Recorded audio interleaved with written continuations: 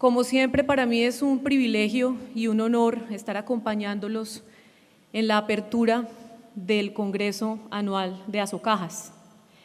Y este año con un tema que es muy sugestivo: el sistema del subsidio familiar como herramienta para alcanzar el bienestar de la población colombiana. Este tema, sin duda, nos lleva a reflexionar y a plantearnos cuáles son las acciones que los distintos actores del sistema, en medio de los nuevos retos, de las situaciones particulares, de las nuevas circunstancias, estamos llamados a adelantar para conseguir este anhelado bienestar de nuestros trabajadores. Bienestar entendido como progreso, como mejoramiento efectivo de la calidad de vida. Pero si nos vamos a la definición más sencilla de la Real Academia, el bienestar son todas aquellas cosas que necesitamos para vivir bien. Miren qué definición tan sencilla, pero a su turno tiene un trasunto que implica cambiar realidades y ejecutar acciones destinadas a lograrlo, a conseguirlo. ¿Cómo hacemos para que la población colombiana acceda a esas cosas necesarias para vivir bien?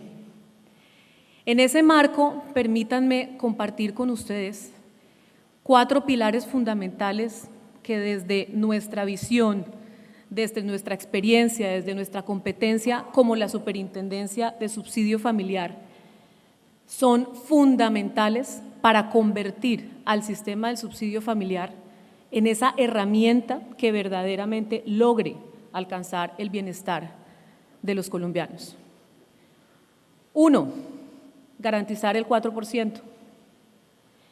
El sistema del subsidio familiar, como está concebido en Colombia, nuestro sistema es sui generis. Existen algunas referencias europeas, incluso latinoamericanas, con el caso de Chile, con unos propósitos similares, pero el sistema con esos cimientos y como está construido en Colombia, parte de ese acuerdo tripartita entre el gobierno, los empresarios y los trabajadores, en donde se acordó destinar ese 4% de los aportes de los empresarios a eso, a generar bienestar, a generar mejoramiento en la calidad de vida. Esto tiene, por supuesto, un impacto directo, ya lo decía el doctor Ernesto, en la redistribución del ingreso y un impacto inmediato, palpable en el mejoramiento de la calidad de vida. Y allí surge el concepto de parafiscalidad. El concepto de parafiscalidad subyace en el sistema que nosotros tenemos, en la medida en que la intención de esta concertación entre estas 3 partes fue precisamente destinar este 4% del aporte de los empresarios a que se redistribuya y se focalice en las personas afiliadas al sistema, en mejorar la calidad de vida, en llevarle a las personas y a los trabajadores un alivio en sus cargas para poder cerrar brechas. La parafiscalidad se traduce, también lo decía el doctor Ernesto, en algo muy importante que es la descentralización del sistema. Permite que las cajas de compensación hagan presencia efectiva en las regiones, bienestar en las regiones, con las particularidades de cada una de las zonas del país, completamente distintas.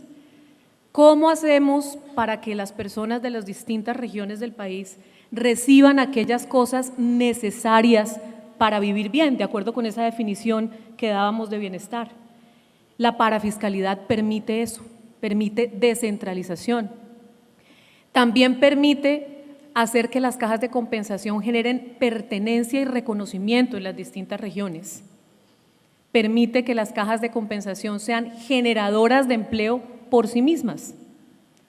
De manera que garantizar el 4% resulta fundamental a la hora de buscar cómo conseguir ese bienestar. Pero garantizar también implica una correlativa responsabilidad de todos nosotros y de los actores del sistema, que es ¿cuál? Cuidar también ese 4%. Debemos ser capaces en el sistema de avisorar riesgos, potenciales amenazas a ese patrimonio que conforma el sistema de subsidio. Aquí resulta muy importante que las cajas de compensación como operadoras continúen en ese análisis profundo de cada uno de los servicios y programas que deseen ofrecer. es importante analizar la viabilidad, la sostenibilidad en el tiempo. ¿Cuál es el propósito de esos programas, de esos servicios, en aras de alcanzar ese bienestar del que estamos hablando? Importante aprender de las experiencias pasadas. Tema de salud, bien conocido por todos. Es muy importante lo que hacen las cajas de compensación en materia de salud, pero toda esta forma de implementar este servicio pues fue analizada en su momento. Algunas cajas tomaron decisiones de no entrar, otras de salirse, y bueno, ya vemos cuál es el panorama.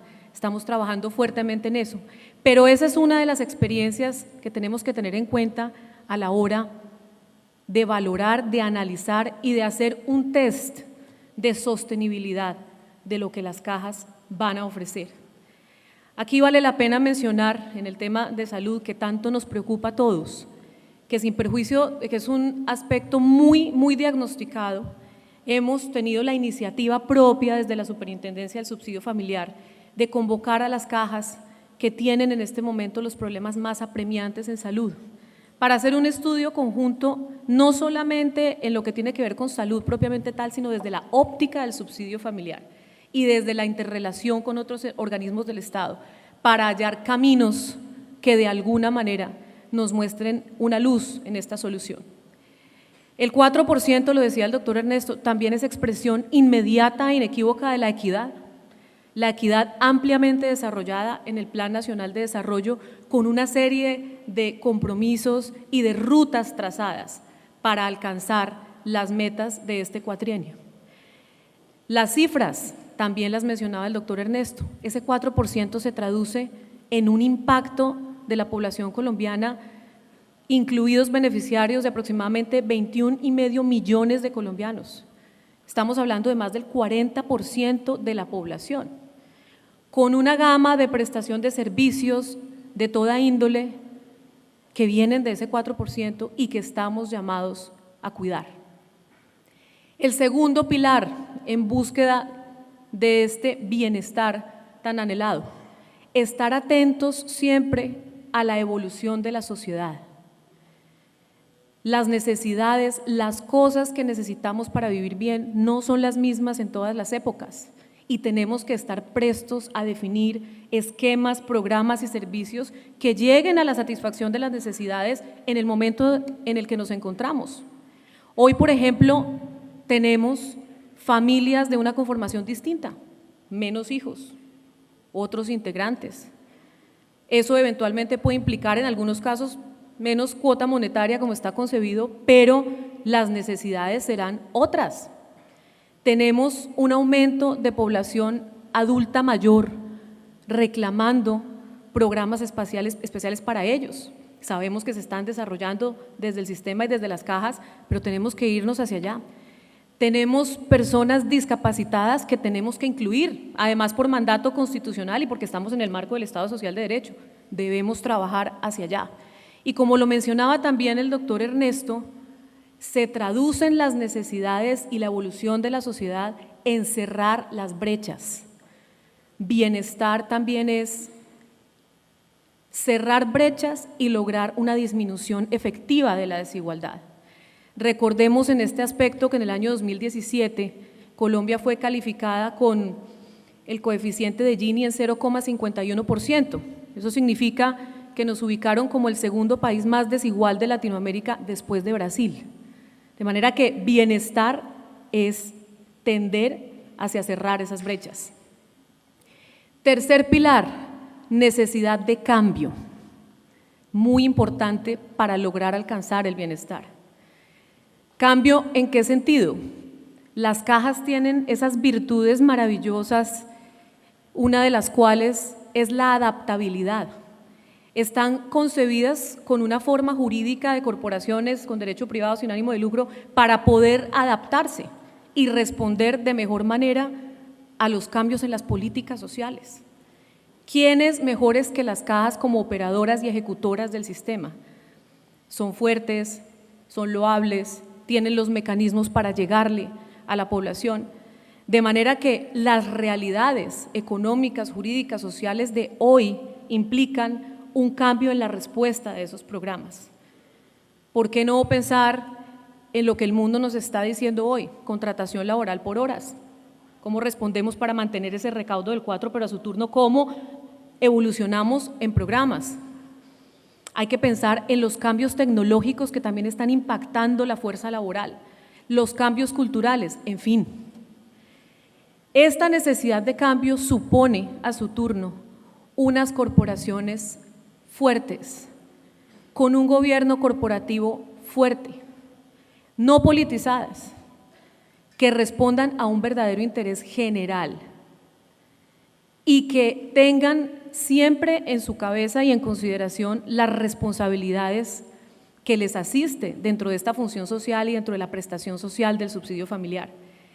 En este aspecto, recordemos que todos los órganos que integran las cajas de compensación tienen un fin, tienen unas responsabilidades y tienen unas funciones. Desde la superintendencia hemos estado acompañando a los consejeros, acompañando a los directores en trazar líneas de cuáles son esas funciones y cuáles son esas responsabilidades.